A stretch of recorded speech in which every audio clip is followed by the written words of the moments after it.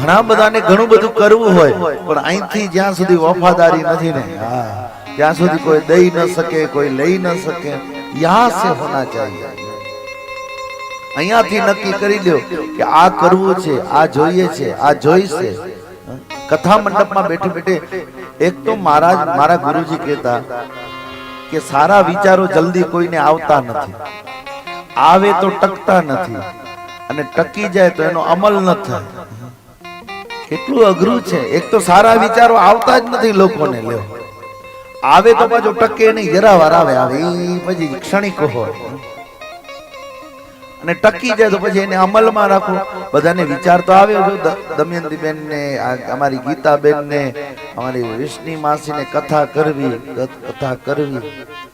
પણ એ વિચાર આવે પછી ટકી ગયો, અને ટક્યા બાદ અમલમાં આવ્યો, અને અમલમાં આવ્યો એટલે એનું સ્વરૂપ આવું છે.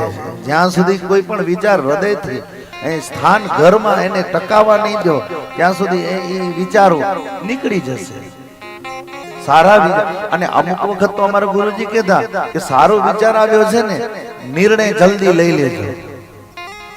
ન જાણ્યું જાનકીનાથે કાલે શું થવાનું.